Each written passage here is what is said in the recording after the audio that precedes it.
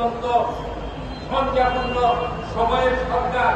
আপনার কাছে বিনয়ের সাথে প্রশ্ন করি, বহুতল ভবন যদি মানুষের উপর ভূমিকম্পে ভেঙে পড়ে, আপনি তাদেরকে রক্ষা করার কি ব্যবস্থা আপনি করছেন? আপনি তো গতকালকে লক্ষ লক্ষ টাকা খরচ করে মিটিং করেছেন, সুপারিশ করেছেন। এই সুপারিশ বাস্তবায়নে আপনার কাছে কি পদক্ষেপ আছে? আপনি কি পদক্ষেপ করছেন? এই সরকারের প্রধান ব্যক্তি যদি আপনার গ্রামীণ ব্যাংকের কত বড় ভবন, ভূমিকম্পে যদি আপনার গ্রামীণ ব্যাংকের ভবন ধসে পড়ে, তাহলে আপনি কি ব্যবস্থা করবেন? বাংলাদেশের মানুষ কিভাবে বাঁচবে ভূমিকম্প থেকে? আপনার কি কি পরিকল্পনা আমাদেরকে জানতে হবে। এইটার দায়িত্বে আছে রাজু।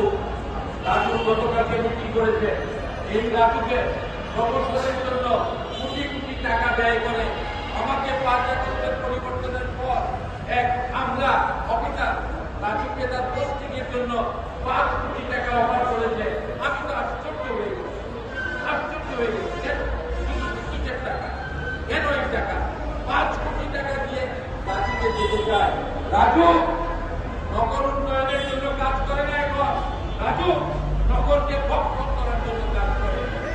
রাজু পরিকল্পিতভাবে ঢাকাকে করে তুলবার উদ্যোগ নিচ্ছে কি নিচ্ছে না, অথচ রাজু কাজকে বিভিন্নভাবে নির্যাতন করছে মানুষকে। রাজুকের কাছে প্রশ্ন, ভূমিকম্প মোকাবেলায় আপনার বিল্ডিং বোর্ডে আপনি কি করবেন? আপনি কি চান ভূমিকম্প হলে পরে মানুষ ওই গাছাতে যেভাবে জীবন দিয়েছে ওইভাবে জীবন দেবে?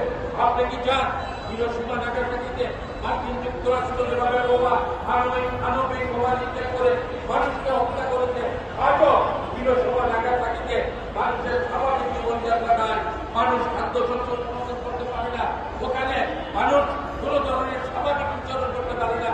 আপনি কি চান হিরোশিমা নাগাসাকির মতো এই ভূমিকম্পে বাংলাদেশের মানুষ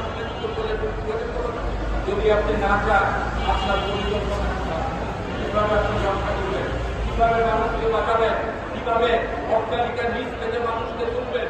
রানা প্লাজা ধ্বংসস্তূপের সময় দেখেছি গোটা সেনাবাহিনী ব্যবহার করে মাসের পর মাস ধ্বংসস্তূপ চালাতে পারেন না। কাজেই বন্ধুগণ, আমাদের জিজ্ঞাসা, আপনি ভূমিকম্পে মানুষকে বাঁচানোর কি পদক্ষেপ নিয়েছেন? যদি না নিতে পারেন, সরকারের দায়িত্ব আপনি নেন।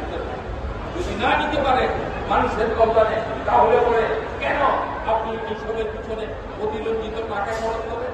ঐক্যমত কমিশনের নামে কোটি কোটি টাকা রাস্তার বিল দিয়ে দিলেন, এটা কোনো মূল্য নেই। সেক্ষেত্রে আমাদের স্পষ্ট কথা হচ্ছে, ভূমিকম্প থেকে মানুষকে বাঁচানোর জন্য আপনি কার্যকর পদক্ষেপ নেবেন। বন্ধুগণ,